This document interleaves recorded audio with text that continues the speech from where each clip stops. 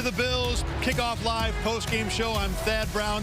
Buffalo wins their preseason opener 29-14. We got a whole lot to do on this show coming up over the next hour. Josh Reed will join me. Of course, we've got Carl Jones in the studio. We will hear from head coach Joe Brady at the podium, and likely a whole lot more Buffalo Bills as they get the exhibition season off to a nearly perfect start. Joe Brady said earlier this week that he wanted this game to be a beginning. He wanted it to be an example of what the new era of Bills football is going to be. He's got to be extremely pleased with how this game started. A lot of things that we can point to that are positives for this team, but let's take the big picture first. In the first half of this game, the Bills offense did not punt once, and the Bills defense did not allow a first down until after the 2-minute warning. And even then, the first down was a face mask that didn't really have anything to do with allowing yardage. Start with the first teamers, and of course the offense. Josh Allen looked like he was in mid-season form. Took the Bills straight down the field on back-to-back drives. One stalled near the goal line, ended up in a field goal. The second turned into a Keon Coleman touchdown. That's all the work that Josh Allen needed for this game, and really no reason to expect or to believe that there was any more problems with that offense. He was exquisite. And DJ Moore, too, only played, again, those two drives, still led the Bills in receiving in this game with 3 catches for 61 yards. Everything about this first team was clicking top to bottom. Keon Coleman, by the way, not only had the touchdown, but had a 4th down reception later on in this game when Kyle Allen was in. Very quietly, a solid preseason debut for the former second-round pick for the Bills. Defensively, I think Deion Walker is the easy standout to point to. He had a sack, multiple pressures. He was, to put it simply, a problem, which is exactly what the Bills hope and want him to be. Bradley Chubb was involved in this game for a guy who hasn't done a whole lot in the practices, whether it be at Fisher or in Orchard Park. And one thing I liked a lot about this first-team defense that won't show up on the box score as much is the coverage. As good as or as productive as the front seven was in this game, a lot of it seemed to be pushed by good work down the field.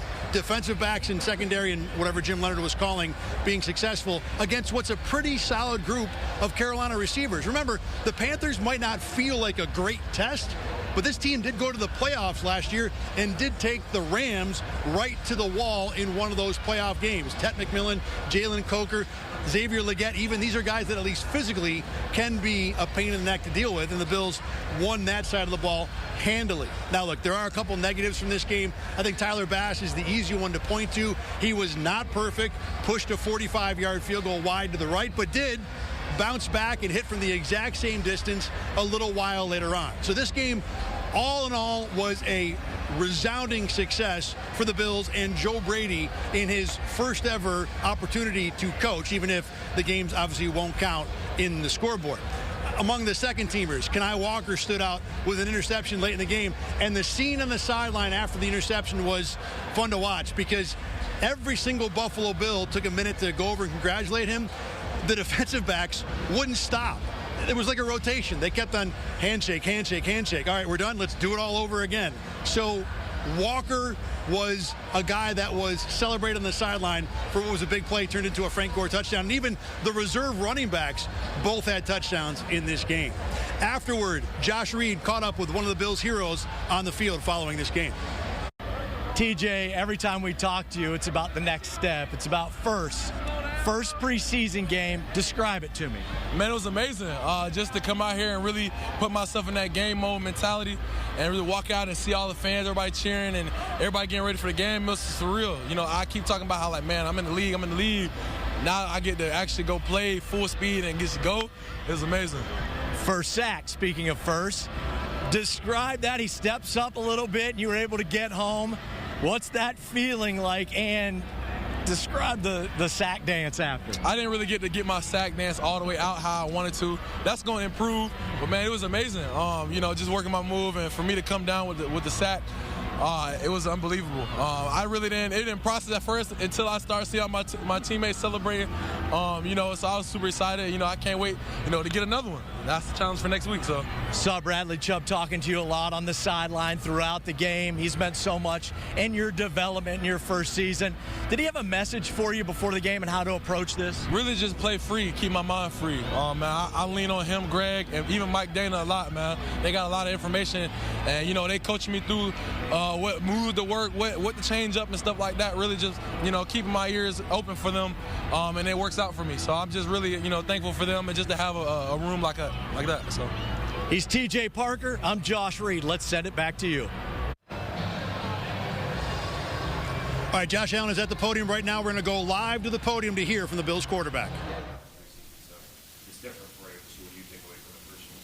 Again, just live reps against other people, different team, a different defense, making sure that we're communicating different checks, and just things that happen on the field. We'll get to go in and talk about them. And, hey, like, if we get this look again in the season, let's try to do this. It's like just learning as we go, especially with a guy like DJ of, hey, if I see this and I give you this, do that, so. Is it any different, Josh, with Joe wearing the head coaching hat in addition to the coordinator hat? Did you feel any of that? He's always been tuned in. Obviously, he's been up in the booth, so to have him on the sideline is different. To have a communication and look him in the eye and understand what he's doing and why he's doing it. Now, you can't have too much time with him because he's got to be paying attention to what's going on in the game. And I was in his ear telling him to throw the challenge flag, so I'll take that one. That was on me. But yeah, I thought he did a great job of communicating well with the offense and defensive staff and understanding what was going on in the game. And no doubt it's a change for him, wearing a lot of different hats on the sideline. And then on top of that, you got to worry about when do I challenge. So you got to have a lot of trust in a lot of people. And that's what these preseason games are for, is to get reps at those things. A lot is made about, the studio and all this stuff, but once you get on the field, they're making that for the key on. Is it just, it could be? Yeah, no doubt. And that's something that Joe keeps preaching to us, is put the ball down. It doesn't matter when, where, what the weather is. Like, we had to go play football, and we're going to do it together. You mentioned DJ earlier. Did you find yourself looking his way? He had a very productive afternoon while he was out there. Yeah, thought he had a good day. So we're going to continue to grow on that, and he's a heck of a football player, and we're lucky to have him. Josh, was it beneficial, though, to know kind of where the play clock is, where the game clock is, the sight lines for you, and walking through that for the first time? No doubt. And, it's different when you're in practice, and you don't have to really worry about those things. And real live game reps, albeit preseason, it's still real reps and understanding, like, when I break this huddle, where are my eyes going? I got to make sure that we have time on the play clock, and they are on different levels on each side, so just understanding that. But it's no different than going to an away game and pre-game going out there and making sure that you know exactly where everything's at. But just here feeling comfortable with it. Without any game planning or game planning, how high on the priority list was getting DJ involved, especially early in the game? I'm going to go out and make an assumption that it's going to be awesome to do that every single game, is to get him involved early and often. And, teams are going to obviously know that.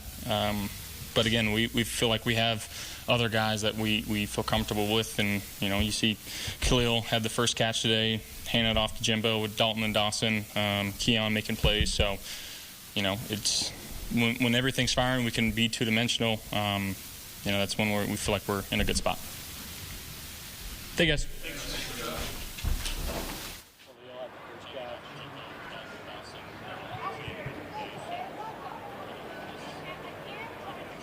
Josh Allen, one of the guys who had a big game for the Bills in the preseason Week 1 win over Carolina, 29-14. We are far from done on this edition of Bills Postgame Live. We'll have a whole lot more coming up from the podium. Again, we expect to hear from head coach Joe Brady. Josh Reed's going to join me in just a moment, and we've got Carl Jones back at the studio as well. Stay with us as we wrap it up here from Highmark Stadium. Bills 1-0 on the exhibition column after a 15-point win in Week 1. We're back after this.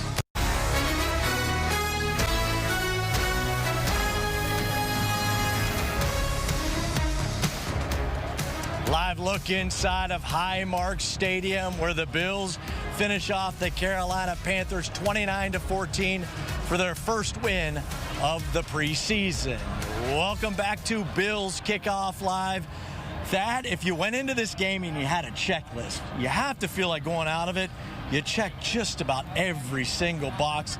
Let's start with what everybody talked about coming into this game, and everybody's going to be talking about going out of it, and that's Josh Allen and that's DJ Moore. Their chemistry, it's one thing to see it on the practice field, right, at training camp. But then you go, let's see what it looks like in the game.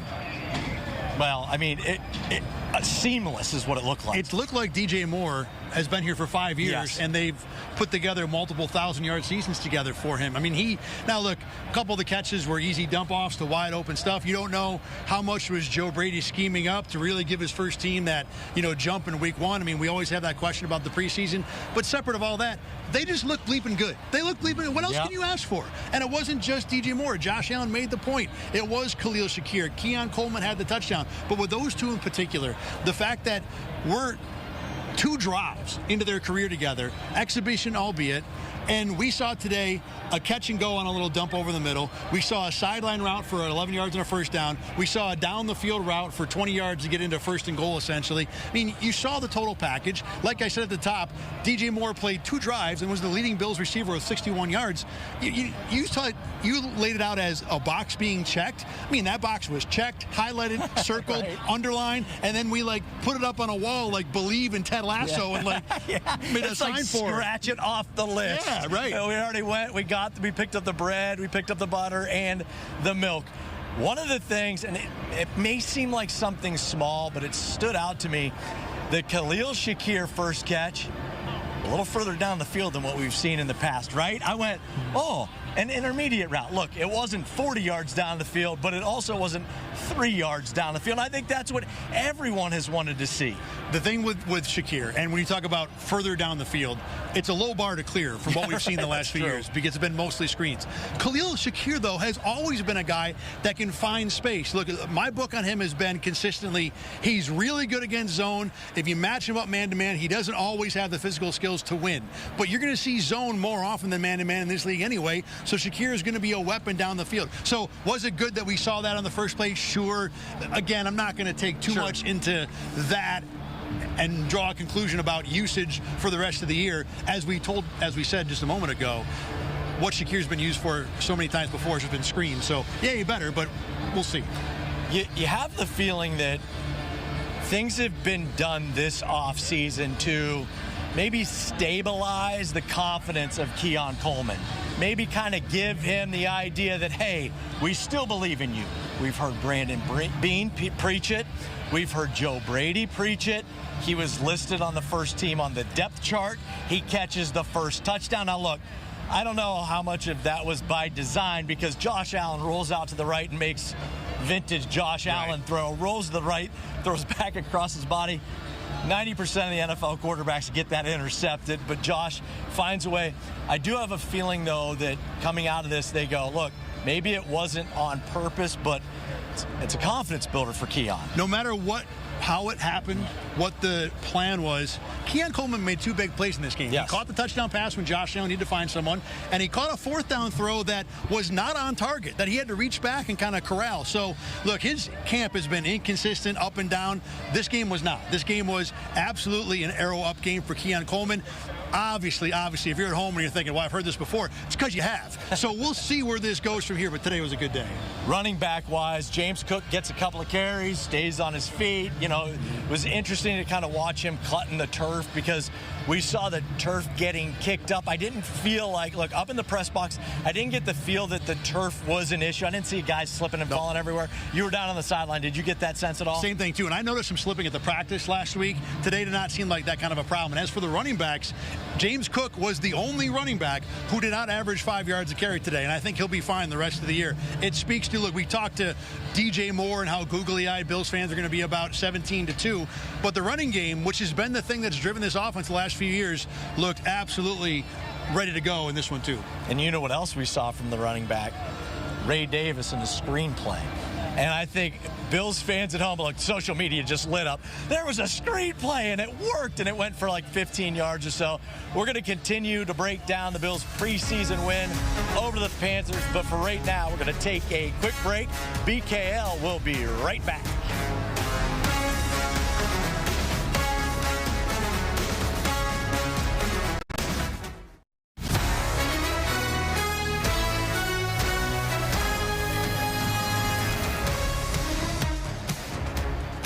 Live look inside of Highmark Stadium. It was an absolutely picture-perfect day here in Orchard Park. And if you're a Bills fan, the weather was great. And to top it off, they get the win over the Carolina Panthers, preseason game number 1. Welcome back to Bills Kickoff Live.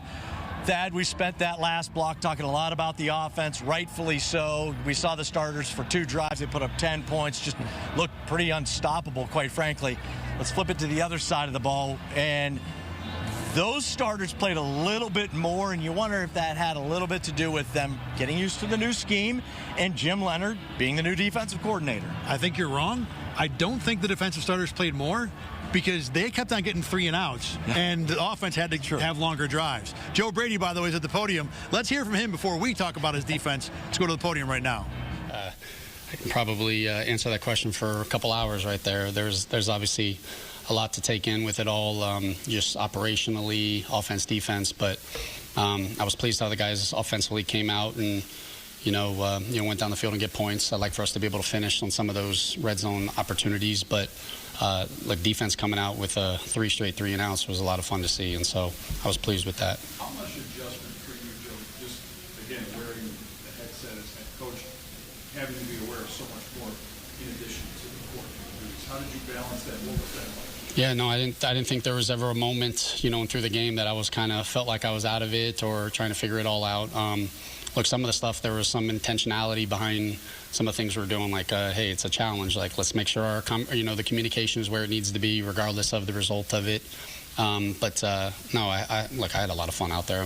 I missed football, right? And so it was good. I felt like the energy on the sideline was something that we were really, preaching to the guys, and I thought it was important to them. So a lot for us to clean up, right? What happened with DJ that came off of the last catch? Who's that?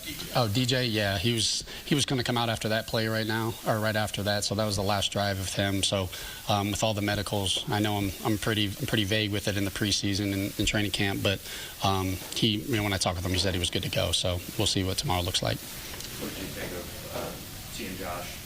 I don't think he played at all last year in the preseason.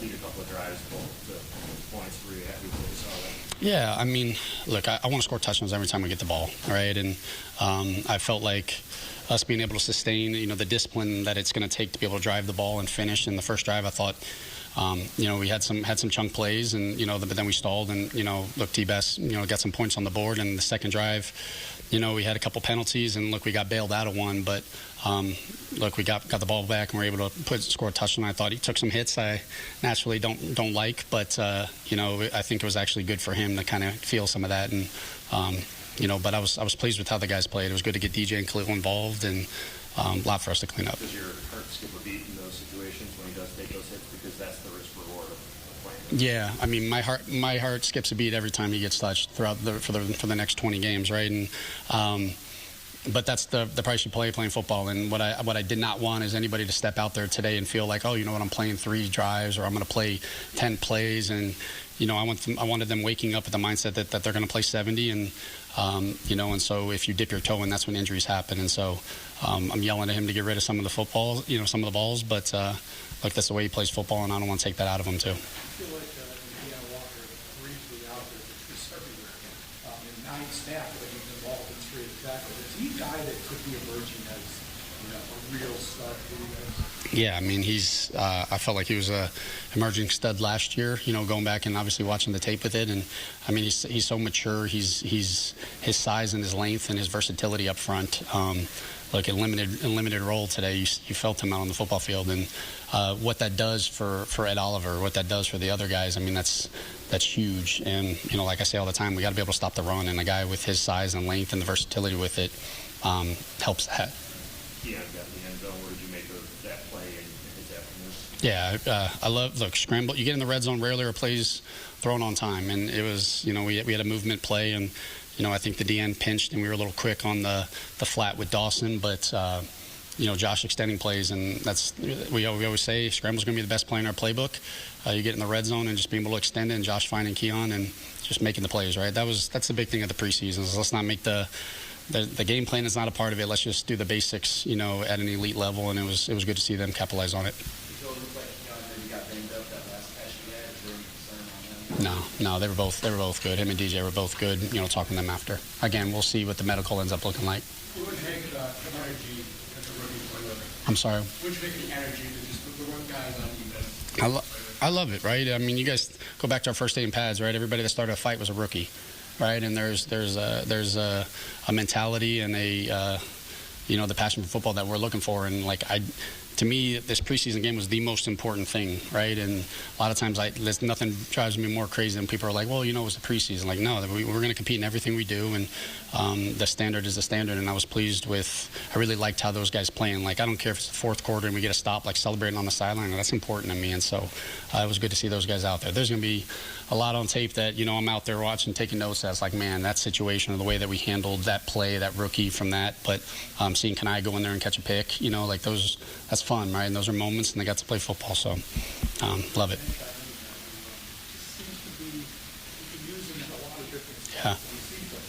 Yeah. Yeah, when he's on the football field, you notice him, right? He flies around, he makes plays, he looks like he has fun playing football, and he's a chess piece for us. And it was tough for him in the spring, right? He was out the entire spring with, didn't get to participate, and that's hard to come in here and then, be a part of the scheme without getting any reps. And but he plays football the way you want football to be played, and it was fun to see him make some of those plays today. One thing that makes some noise in training camp is important, then it's to translate it into the game. Can you just give us your impressions of Kanai and mentally making that play, but just throughout the summer? Yeah, I think we talked about it last, after the Blue Reds practice, some of these rookies and a guy like Kanai, doesn't blink, right? And he didn't practice this week, right? He found out yesterday. We put him through a workout and was like, hey, you're going to go out there and we're going to go warm you up in either the second quarter or the third and halftime and get you ready to go out there and play, because we didn't want to overdo it with some of the injuries. And he was all for it, and to go in there and be instinctual and see it and kind of trap and make the interception. I mean, that's high level play from a guy that's rook, and I'm happy for him. There's a lot of emotions that are going on when you're just sitting on the sideline. For him to not blink, and that was pretty cool. Tyler Bass didn't get a chance to kick. Yeah. Try to block it. Would you make a hit and where he's at this stage in his recovery? Yeah, it was good. I was hoping to probably get some punts today. But there's just nothing in me to ever want that, right? But look, T-Bass, he's going to want the one kickback, right? But I've said this before. You're never going to see me go up to him and have to say anything. And next time we go out there, I knew he was going to make it, and I didn't have any ifs, ands, or buts with that. But I was pleased to see him out on the football field kicking with us and having some confidence with it. So that was fun. Joe, what is Scott His lower body right now, getting him back. Some of it was, if it was a game, he would have been able to play today. But we also, got a joint practice in the preseason. I want to be able to see these guys be able to put together some of these tough practices and games going. So look forward to kind of seeing them next week. Joe, we talked about the preseason being important for the players. But for you, how beneficial was the experience today? It was awesome. It was good. I knew the stadium environment was going to be outstanding, but I didn't feel it, not in a bad way, but I tried not to get caught up in it. But I mean, every little detail matters in these moments, and I'm sitting there trying to make sure that the communication and the buttons on my headset is exactly how I want it. And there's some things I'm like, all right, take a note of that. I don't like that. So everything matters, and some things I was over communicating just for us to kind of go through it. Like delaying the game with a challenge. But it's everything is important, and it's opportunities for us to kind of sort through it to make sure our systems in place are where it needs to be come week one. That's Bills head coach Joe Brady. Thad, goal number 1, 2, 3, 4, maybe through 50 is coming out of these preseason games healthy. After listening to him, it sounds like they did exactly that. But I'll tell you this, there were a few times Josh Allen was running, and I went, oh, man, he got hit a couple of times. That's not what you want to see. Like Joe Brady said, and like you just said, that was not what the game plan was, but it also does allow Josh Allen to play a little real football. Like, I've talked to guys about preseason game starters a lot over the last 15, 20 years, and the one thing they always say is that when you are out here playing, you have to go full speed. You have to treat it like a regular game, because the moment you try to go halfway, that's when the injuries happen. So, yeah, Josh Allen took some hits today, but look, we've seen him get through a number of hits before and be just fine. Obviously, that's how it came out today, too. One other thing I want to point out, we haven't seen much from starters, Connor McGovern, Cole Bishop, C.J. Gardner-Johnson during the last week when they've been injured. All three were on the field today. McGovern and C.J. Gardner-Johnson both had sleeves on a leg, maybe calf injuries. We know that Gardner-Johnson was dealing with that. Cole Bishop looked fine. Bottom line is none of those three guys were with crutches, in a boot. They all should be good to go, I would think, for at least week 1, if not sooner. We're going to take a quick break. Coming up on Bills Kickoff Live, we'll continue to break down the Bills' preseason win over the Carolina Panthers. Stick around. We'll be right back.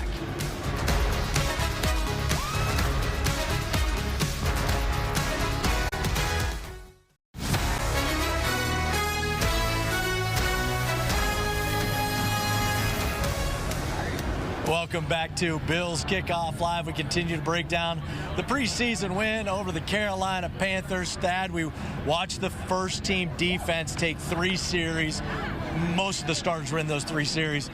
But it's hard to tell who the starters are up front in particular because they were just rotating guys in and out.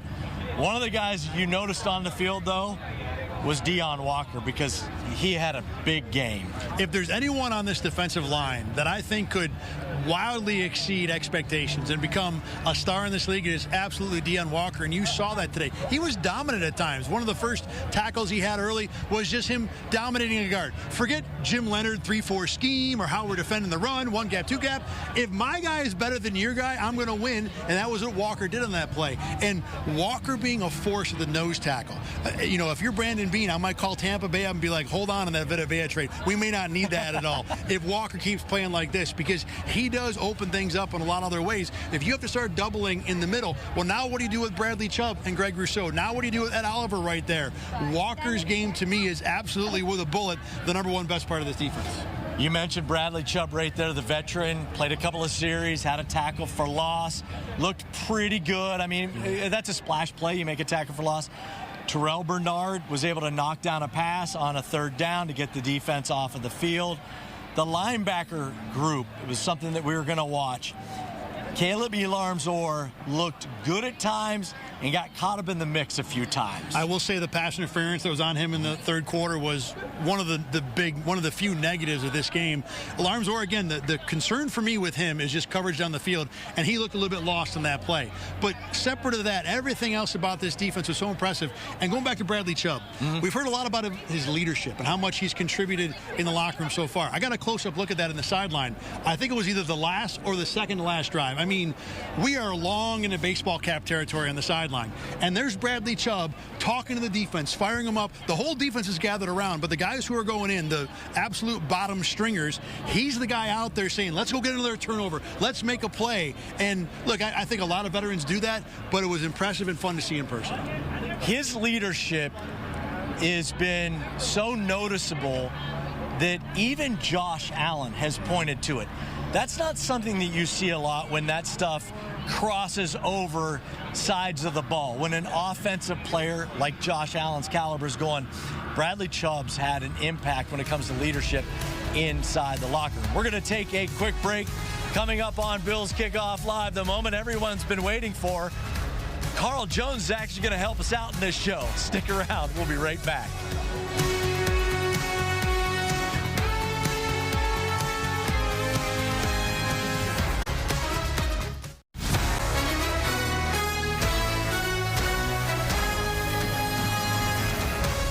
Welcome on back to Bills Postgame Live as the Buffalo Bills open up the preseason with a convincing 29-14 win over the Carolina Panthers. The big splash move of the offseason for the Bills was obviously going out and trading for and then extending DJ Moore, and you saw why they did so with the first 2 drives of the series today. But they spent the rest of their resources improving the defense. I want to rattle off some names of some players who played a bunch of snaps last year. Matt Milano, Daquan Jones, Trey White, Shaq Thompson, Joey Bosa, Dane Jackson, Taron Johnson, and Jordan Poyer. Only one of those players are currently signed on an NFL roster. So all the players that they brought in and then the young pups who are expected to play more this season allow the defense to get younger, but then also look more athletic. When I watched that game today, there's not a lot of scheme going on. I know we're talking about Jim Leonard the first time we watched him be the defensive coordinator, but he wasn't throwing out the Rolodex of calls out there. It was a bunch of just base looks, man coverage, spot drops, and zone coverage. I just want to see guys play fast, right? You look at a Deion Walker. There wasn't a bunch of stunting. Just beat the guy in front of you. You think about a Kanai Walker. Hey, just be a ball player. When you see the ball in the air, go make a play. You look at Caleb Elarms or running sideline to sideline. Davis and Igbinosun with a nice coverage on the second drive of that game. That is what a younger and more athletic defense allows you to do. I don't know the ceiling of this group yet, although I will say Deion Walker may change my opinion on that if he continues to look at that level. But they are definitely more athletic, and that allows you to do more things on the back end as well as up front as well. You think about a Terrell Bernard, who is now healthier. That's also a player from last year's defense that was dealing with nagging lower body injuries. If he is healthy, and then you can go down the line of the defensive line of players who are now either healthy or taking a step up, like an Ed Oliver, a TJ Sanders or a Landon Jackson. Super excited to see how this more youthful defense looks like heading into the 2026 season. We're going to take another break here on Bills Post-Game Live. When we come back, Sal Capaccio of WGR 550 is going to join the show. Don't go anywhere. We'll be right back.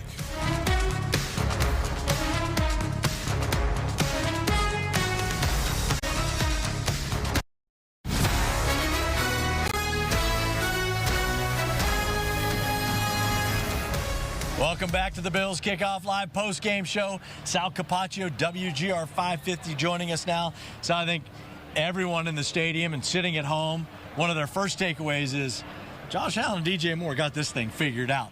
One of the things that you pointed out was team speed. On the defensive side, there is a noticeable difference from the speed this team had for the last several years with some veterans who were aging to the new defense under Jim Leonard. And yes, partly because of scheme with spacing on the field. But these are guys who are younger and are more athletic than what we've seen in Bills uniforms over the past several years. It's not only going from point A to point B straight ahead, but sideline to sideline, finding places to get into spots where you can make a tackle. I saw numerous times where it looked like a guy was going to get blocked. He was able to get to the spot before the offensive player and make the tackle. That's going to be a big difference for this team. Joe Brady talked this week about wanting this game to be the beginning of a new era. I'm using words that I'm paraphrasing for him. Obviously couldn't have gotten off to a much better start, but in terms of, Sal, beginning that new era, what about this team maybe stuck out as a whole? And you want to go all the way to the post-game press conference when Joe Brady is in front of the media for the first time after a game? I'll include that too, but wherever stuck out to you, game one for Joe Brady. I think for Joe Brady, game one, getting his guys ready to play a preseason game and doing everything as if it was a regular season game. Now, that's important because he even intentionally wanted to make sure last week they did a night practice to get ready for the first night preseason game to make sure they had their routine. Today, a 1 o'clock game, just like 1 o'clock games here. Everything was on schedule. And then when you get to the post-game locker room, you talk to a guy like Kanai Walker with an interception. He said, we saw that formation on film. I mean, they're actually prepared, not game plan, but prepared as if it were a game. Joe needs that. Joe needs the reps as a head coach to prepare his team like it's a game. Sal Capaccio, WGR 550, with great stuff as always. We're going to take a quick break. Bills Kickoff Live post-game show will continue after this.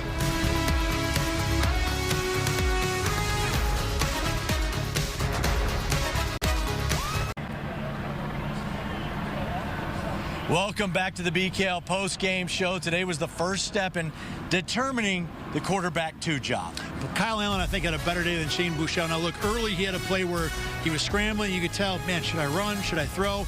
And when you're not sure in the NFL, you get blown up. And that's what happened to Kyle Allen. But after that, he kept the offense on schedule, moved it a couple times. I don't think anybody was going to be buying Kyle Allen jerseys anytime soon, but you can live with that as your backup quarterback. Bills Kickoff Live post-game show. We'll be right back.